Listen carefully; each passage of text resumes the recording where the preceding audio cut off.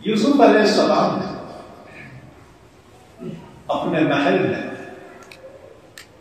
اپنے والدین اور اپنے بھائیوں کو خاص طور سے ان کے لیے ایک مجلس منعقد کی. حضرت یعقوب علیہ السلام اور ان کی اہلیہ لیا حضرت یوسف علیہ السلام کے گویا والدین. یوسف علیہ السلام نے ان کو اپنے تخت پہ بٹھایا. آپ کا تخت تھا، بادشاہ تھے، تاج بھی تھا. اپنے تخت پہ اپنے قریب بھی بٹھایا. پورے 11 بھائیاں کھڑے ہوئے، باقی درباری وزیرہ منتریاں سب جو ہے اپنے اپنے مقام پہ کھڑے ہوئے. اچانک حضرت یعقوب علیہ السلام کے کچھ سمجھ میں آیا اور وہ یوسف کے سامنے سجدے میں گر گئے. آپ کے والدہ جب سجدے میں گر پڑے تو یہ 11 بھائیوں نے دیکھا، انہوں نے بھی سجدہ کیا یوسف کے. جب سجدے سے سر اٹھایا حضرت یوسف نے پڑھنا پا، بچپن میں جو میں نے خواب دیکھا تھا 11 ستارے اور سورج اور چاند سجدہ کر رہے ہیں، یہ وہی میرے خواب کی تعبیر تو نہیں ہے نا؟ ورنہ ہاں بیٹے، یہ اس تمہارے خواب کی تعبیر. اب سوال یہ ہے، سجدہ تو صرف اللہ کے لیے ہے، پھر یوسف کو سجدہ کیوں کیا؟ یاد رکھو، سجدہ عبادت صرف اللہ کے لیے اور سجدہ تعظیمی پچھلی شریعتوں میں اللہ کے علاوہ کے لیے بھی جائز ہے. جیسے فرشتوں نے آدم کو سجدہ کیا، وہ سجدہ عبادت نہیں تھا، وہ سجدہ تعظیمی تھا. تو پچھلی شریعتوں میں سجدہ تعظیمی جائز تھا، اور یہی حضرت یعقوب علیہ السلام کی شریعت میں بھی جائز ہے. لیکن ہماری شریعت میں حضرت محمد صلی اللہ علیہ وسلم شریعت میں اس کو منع کیا گیا. اس کی دلیل حضرت معاذ رضی اللہ عنہ کی روایت ہے. وہ ملک شام گئے، انہوں نے دیکھا کہ شامی لوگ اپنے بڑوں کو سجدہ کرتے. یہ لوٹ کر جب حضور کی خدمت میں آئے تو عرض کیا ہے رسول اللہ صلی اللہ علیہ وسلم، میں نے ملک شام میں دیکھا کہ وہ لوگ اپنے بڑوں کو سجدہ کرتے. یا رسول اللہ، تو پھر ہم آپ کو سجدہ کیوں نہ کریں؟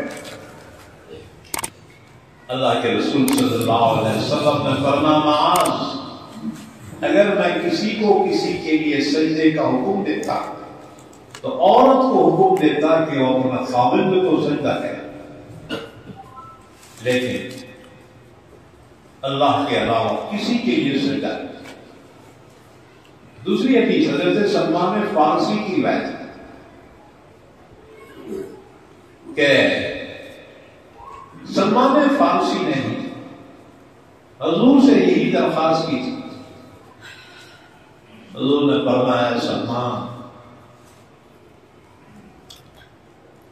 اللہ کے علاوہ کسی کے لیے سجدہ اسی کو کہو جو زندگی اور موت دینے والا ہے.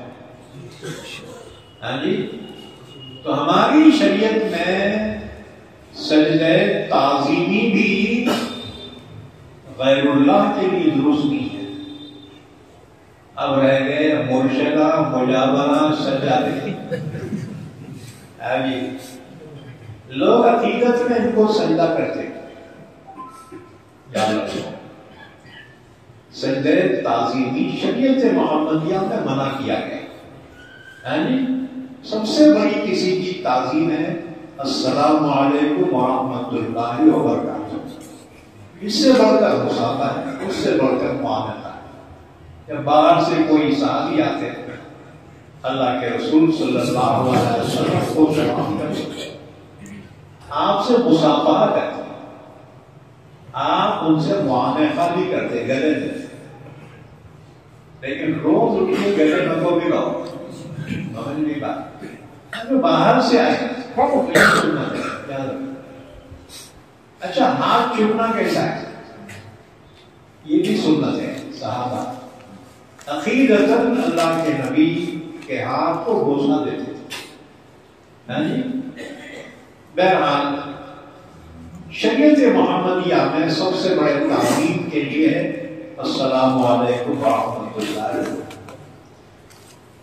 پہلے زمانے میں تعظیماً لوگ پیٹ میں مومی ڈالتے تھے، اب نہیں ڈالا گئے تو لوگ بولتے تھے کیا بے ادب ہے۔ اب دونوں کو خاص طور سے ڈال اما کے پیٹ میں مومی، بزرگوں کے پیٹ میں بھی مومی ڈالتے تھے پہلے، ہاں جی۔ ہمارے قاری صاحب حضرت تھے راتور ساری ہماری ناصر، اللہ ان کی مغفرت کرنا، بہت عمر ہو گئی تھی ان کی جو شاگردان تھے وہ بوڑھے بوڑھے ہو گئے تھے، بوڑھے بوڑھے شاگردان بھی ملنے کو آتے نا، پیٹ میں موڑی ڈالنا پڑا، پیٹ میں موڑی ڈالا کہ اوپر سے نا زندوں کے مارتے جس کو مارے اس کا گھر ہی پار ہو جاتا تھا۔ اللہ والوں کی شفاعت ہے، اللہ والوں کے رنگ الگ الگ ہے، کوئی جگہ نہیں رہتا، کوئی جمع نہیں رہتا، ہر بولے رنگ کو ہوئے دیگر سے۔ تو اللہ کے نبی نے منع فرمایا سجدہ تعظیمی پچھلی شریعت میں جائز تھا، جس کو قرآن نے بیان کیا۔ وَرَفَعَ أَبَوَيْهِ عَلَى الْعَرْشِ، یوسف علیہ السلام نے اپنے والدین کو اوپر بٹھایا، تخت ہے، وَخَرُّوا لَهُ سُجَّدًا، سب نے یوسف کے سامنے سجدہ کیا۔ وَقَالَ يَا أَبَتِ هَذَا تَأْوِيلُ رُؤْيَايَ مِن قَبْلُ، یوسف علیہ السلام نے کہا بات یہ میرے اسی خواب کی تعبیر ہے نا تو پہلے میں نے دیکھا تھا، قَدْ جَعَلَهَا رَبِّي حَقًّا، یقیناً میرے رب نے اس کو سچا کر دیا۔ وَقَدْ أَحْسَنَ بِي إِذْ أَخْرَجَنِي مِنَ السِّجْنِ، اب 40 سال کے بعد بابا سے ملے،